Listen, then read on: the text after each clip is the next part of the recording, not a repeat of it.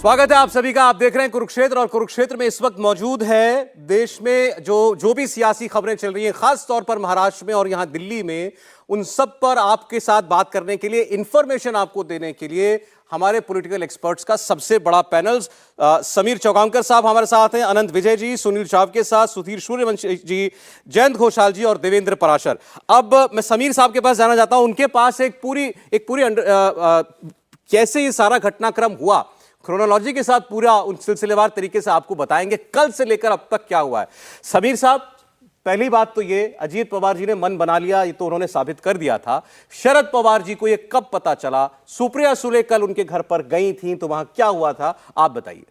देखिए, शनिवार की रात को प्रफुल्ल पटेल ने शरद पवार से बात की थी, छगन भुजबल ने शरद पवार से बात की थी और ये बता दिया था कि सुबह अजीत पवार के घर पे हम लोग इकट्ठे हो रहे हैं, अजीत पवार ने मीटिंग बुलाई है और हमें ऐसा लगता है कि अजीत पवार ने मन बना लिया और वहाँ पर वो कोई डिसीजन लेंगे। उस स्थिति में हम उनके साथ जाने वाले हैं, आप उस बैठक में आइए। शरद पवार ने बैठक में आने से मना किया। शरद पवार ने अपनी बेटी सुप्रिया सुले, जो बारामती सांसद है, उसको भेजा। उस बैठक में जो सुबह अजीत पवार के घर पर बैठक हुई थी विधायकों की, उसमें सुप्रिया सुले पहुंची। उसने अपने बड़े भाई अजीत पवार से बात की, विधायकों से बात की, समझाने की कोशिश की, लेकिन अजीत पवार ने बहुत स्पष्ट सुप्रिया सुले को बोल दिया था कि नहीं, मैं अब बना चुका हूँ और ज़्यादातर विधायकों को भी यही मन है जो मेरा मन है और अब हम लोग आगे बढ़ने जा रहे हैं, आज ही डिसीजन होगा। सुप्रिया सुले ने अजीत पवार के घर से ही शरद पवार को फ़ोन किया, जो उस समय पूना में थे, और पूरी एपिसोड बताया कि किस तरीके से अब होने वाला है और ये राजभवन जाएंगे और पार्टी छोड़ने की तैयारी में। सुप्रिया सुले चाहती थी कि शरद पवार विधायकों से बात करें या कम से कम अजीत पवार से बात करें। शरद पवार ने उस समय बहुत स्पष्ट मना कर दिया बात करने से और सुप्रिया सुले से कहा कि ठीक है, उन्हें जो लगता है उन्हें करने दीजिए। शरद पवार ने अजीत पवार से बात करने से मना कर दिया कल, बिल्कुल स्पष्ट मना कर दिया। और सुप्रिया ये भी चाहते थे कि शरद पवार पूना से मुंबई लौट के आए। शरद पवार उसके लिए भी तैयार नहीं हुए। मुझे ऐसा लगता है कि शरद पवार को बहुत पहले से मालूम था कि अजीत पवार कदम उठाने वाले हैं और वो इस बात को बेहतर तरीके से जानते थे कि विधायक उनके हाथ से निकल चुके हैं। अगर वो अजीत पवार से बात भी करेंगे तब भी अजीत पवार नहीं मानेंगे और अब वो डिसीजन पे आगे बढ़ेंगे।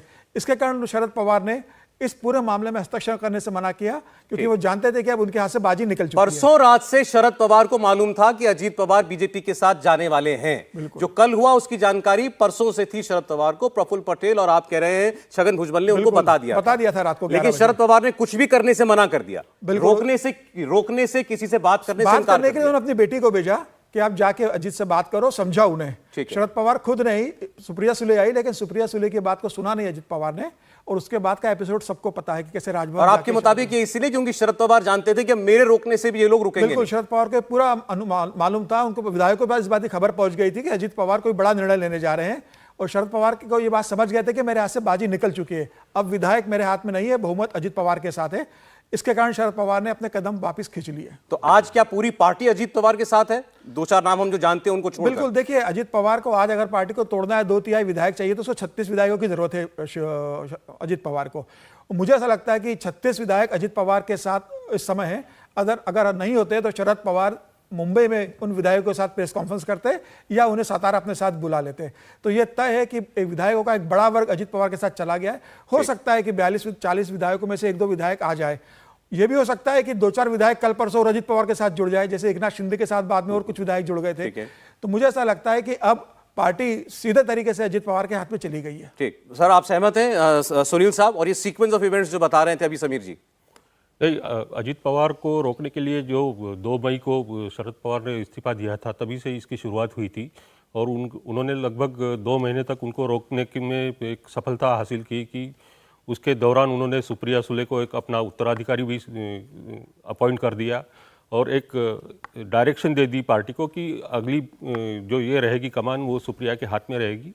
लेकिन उसके बाद जब बाजी सब हाथ से बाहर जाती हुई दिखी तो उसके बाद उन्होंने अब ये ठान लिया, लगता है शरद पवार, देखिए कि उनके किसान की फैमिली है, किसान के कुटुंब से फैमिली से वो आते हैं, तो और जिस तरह से वो अभी मैदान में उतरे हैं तो ये सुप्रिया सुले का बीज उन्होंने बोया है और उसके लिए अब किसानी करने के लिए वो मैदान में खुद उतरे हैं। मुझे ऐसा लगता है कि ये जो 9-10 जो मंत्री हुए हैं उसमें से काफ़ी सारे लायबिलिटीज़ बन चुके थे राष्ट्रवादी कांग्रेस के लिए और उनसे यानी उनको डिस्पोज ऑफ करने के लिए एक तरह से उन्होंने मन बना लिया था कि ये जा रहे हैं तो जाने दीजिए। उसमें से सिर्फ आश्चर्य इस बात का लगता है कि दिलीप वळसे पाटील और प्रफुल्ल पटेल जो एक तरह से जिनकी भूमिका शरद पवार के राजनीति में अहमद पटेल की जैसी भूमिका थी सोनिया गांधी की राजनीति में, उस तरह के इतने करीबी रिश्ते हैं, वो दो लोग गए हैं, वो उनके सम्मति के बिना जा ही नहीं सकते, ऐसा मुझे लगता है।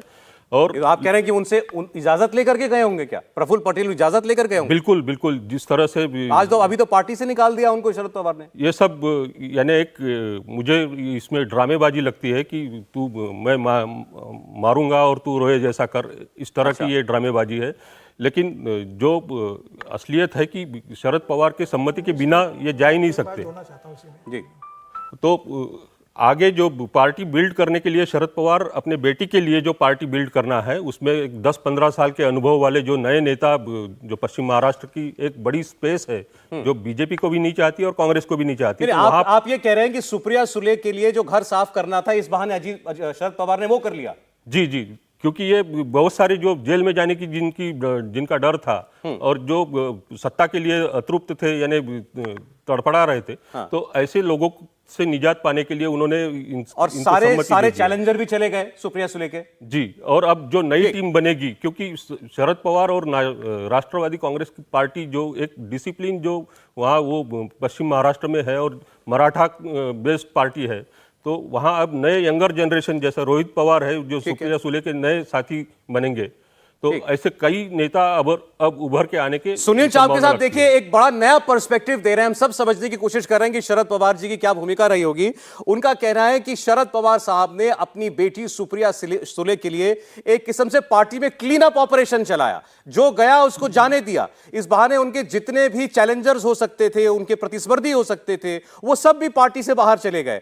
अब अगर चाहे शरद पवार को एक नई पार्टी खड़ी करनी पड़े, एक उसमें न्यू ब्लड डालना पड़े, तो वो कह रहे हैं कि मैं उसके लिए तैयार हूं। और अब जो पार्टी वो खड़ी करेंगे, जो संगठन वो खड़ा करेंगे, उस पे पूरा का पूरा उत्तराधिकार सुप्रिया सुले का होगा। उनके सामने चुनौती देने वाला कोई अजीत पवार, कोई प्रफुल्ल पटेल नहीं होगा, और ये सुप्रिया सुले को वो अपनी विरासत सौंप करके जाएंगे। तो इस लिहाज से आप कह सकते हैं कि जो हुआ वो शरद पवार की मंजूरी से हुआ। जो लोग ऐसा कह रहे हैं उसकी एक प्रोबेबल एक्सप्लेनेशन हो सकती है। इस पर जोड़ना कुछ चाह रहे थे समीर जी?